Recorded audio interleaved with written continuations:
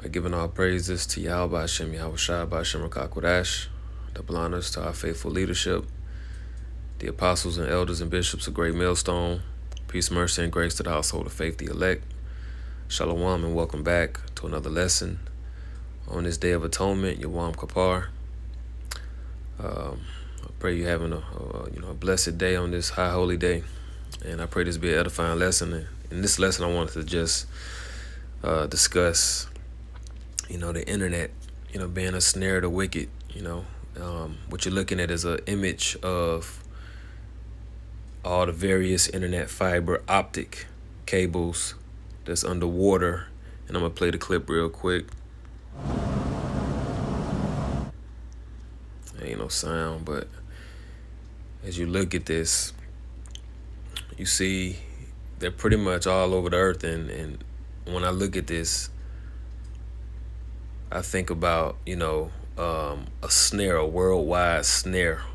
Pretty much the earth being under on a web, on a web, which takes me to the founder of this, Tim Berners-Lee. All right, Sir Timothy John Lee Berners-Lee, also known as Tim BL, is an English computer scientist best known as the inventor of the World Wide Web. And that's exactly what that looked like. That looked like a web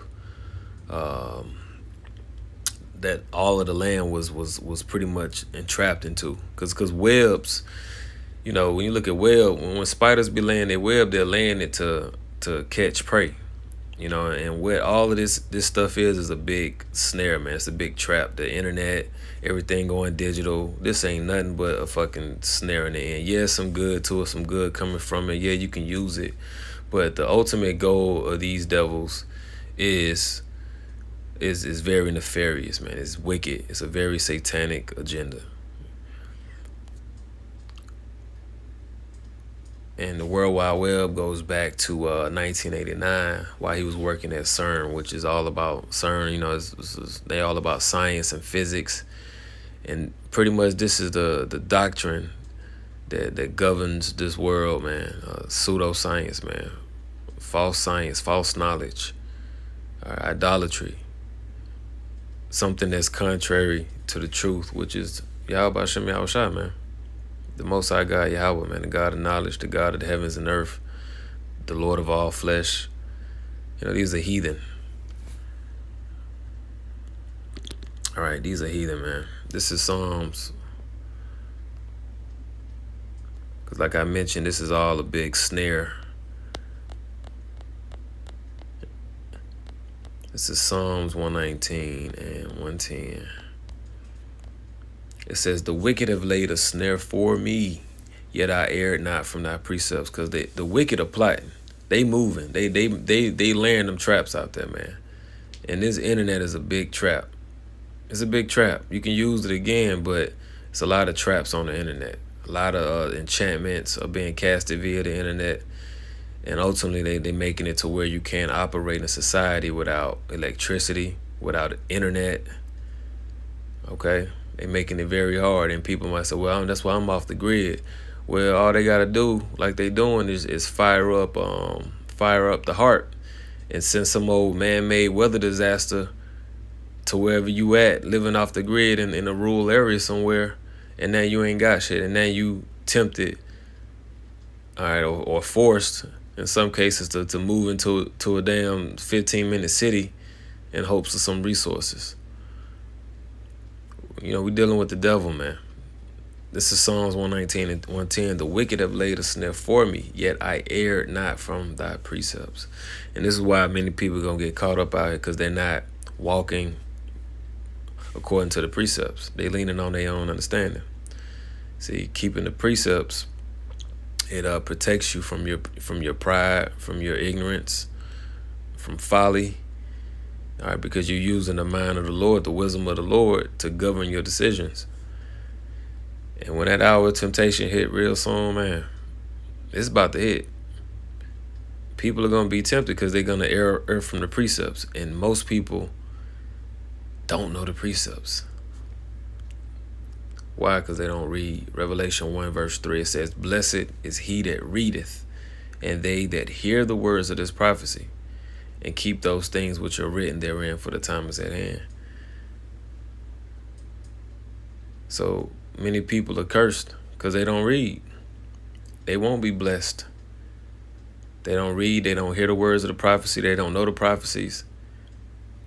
Okay? And this is all what the world will call God's plan. All right? He's only dealing with a few. It says that in 2nd Ezra 8th chapter, the world that is here is for many, but the world to come for a few. You don't believe me, do you? You want me to bring that out? Let me bring that out for you. Because there's somebody going to watch this video ain't never heard that. 2nd Ezra chapter 8 and 1, it says, he answered me saying, the Most High have made this world for many, but the world to come for a few. All right, because there's only a few that's looking and living and hoping and waiting and praying for the world to come, which is the kingdom of heaven, man. The elect are putting off this world, man. They saying, fuck this shit, man. Fuck this world, man. Let me just get my money, get out, you know. I was just talking with a brother last night, man. This world is horrible, man. This shit is vexing. It's like you try to find a little, and you'll find little moments of happiness and joy in it, but it's trust me, it's temporary. You ain't getting no long-term happiness here no more. That shit's over. That's why we seek the world to come.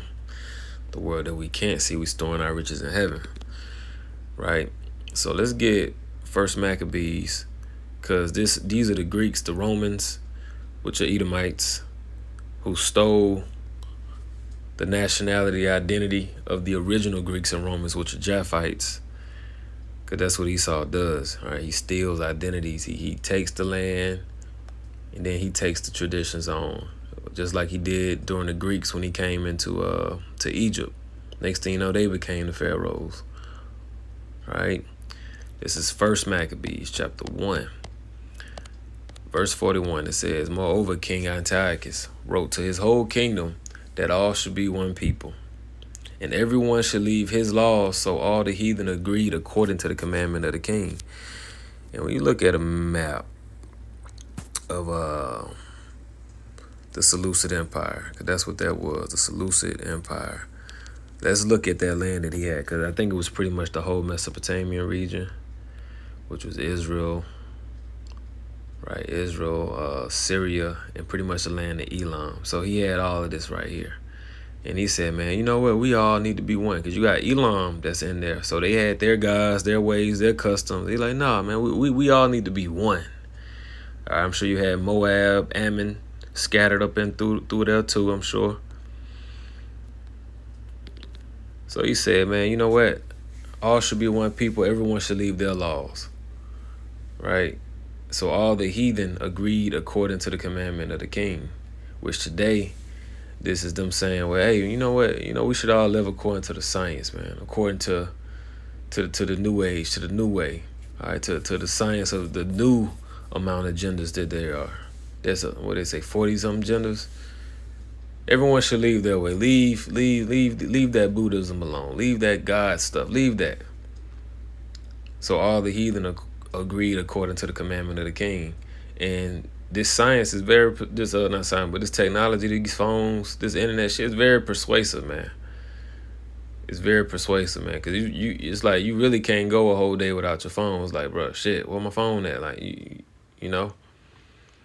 And all it takes is something simple like Esau to really cause a blackout for 3 weeks to get everybody on their knees, all right, ready to agree according to the commandment of the king all over again. Because now he got the fatness of the earth. Now he got way more than just India and Syria and Pakistan and Israel. Now he got the United States, South America, Canada, Australia, Africa, China. Now he got everything now. See, so this ain't nothing but a snare, a trap.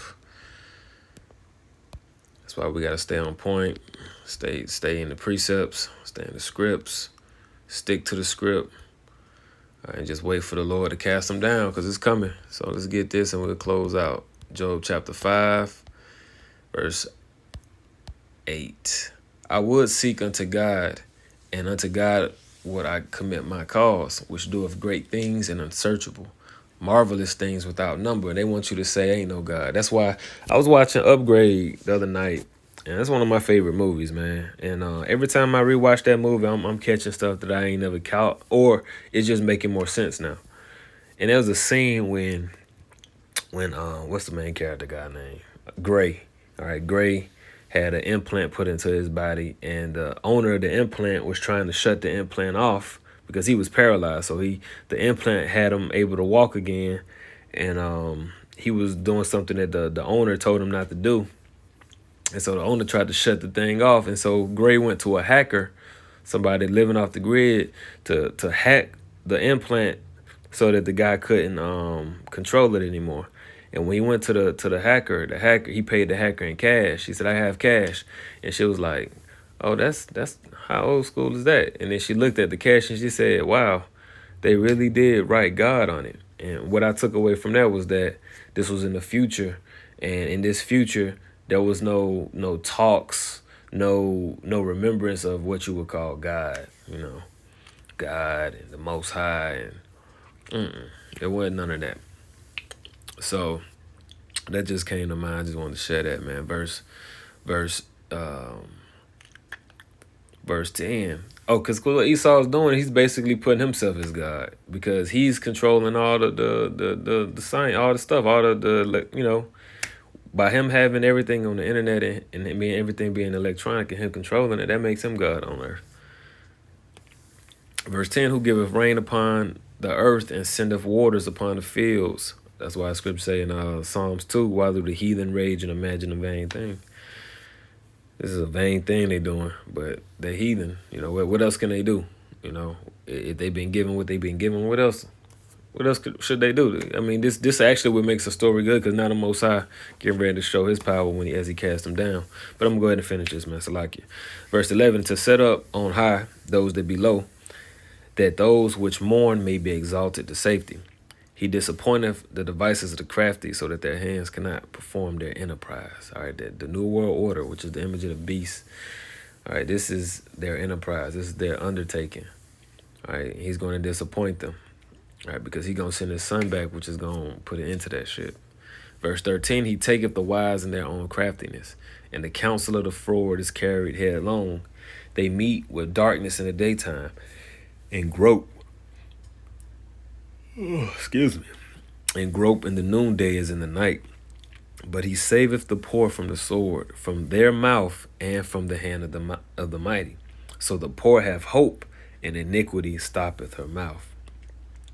All right, so hey, we got hope. You look at this whole situation with this internet and the mark, and needing certain credentials to get resources and to get basic necessities in life. It's all right, man. The Lord wanted it to be this way, so that we have something to lean on and have hope in. Which hope goes into an expectation. Let's look it up.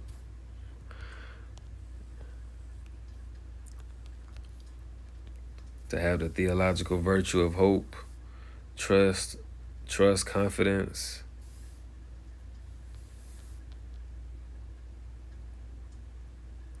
All right, trust, faith,